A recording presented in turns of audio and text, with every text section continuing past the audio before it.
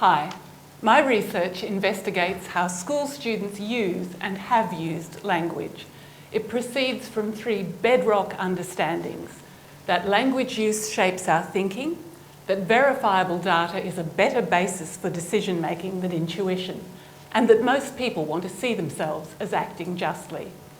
The purpose of my research is to provide insightful data produced by easily teachable methods so that students are empowered to use language in ways which contribute to a more socially just world, one tiny, inexpensive step at a time.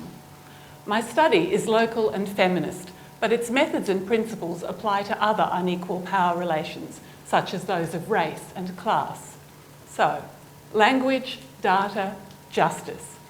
My research samples and analyses student narratives in yearly school publications from 1961 to the present to see how they represent gender. Since the 60s, Brisbane's changed a lot. Have student narratives? If gender experiences and expectations have changed, this should be seen in the choices made when students write. Guess what? Females are more visible in these narratives than they were 50 years ago, both in terms of raw numbers and male-to-female ratios. However, closer analysis reveals some insidious inequities in the grammar of gender representation.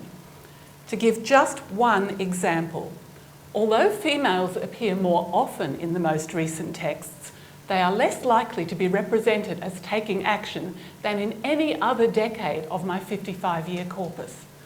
Does a difference like that matter? Yes, because being isn't equivalent to doing. Being gets dressed in properties like a shop window dummy. But unlike doing, it doesn't have agency. If a story tells us Kate is smart, is loyal, while Kurt builds a ship and saves the crew, it is only Kurt who changes the world. Stories in my sample increasingly present both sexes in a broader range of roles.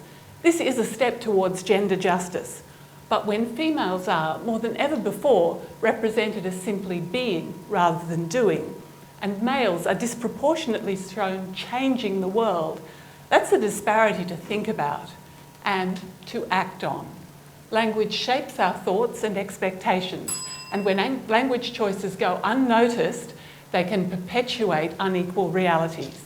But if we teach simple analytical strategies which awaken students and teachers to the power of grammatical choice, experience shows many will change their choices.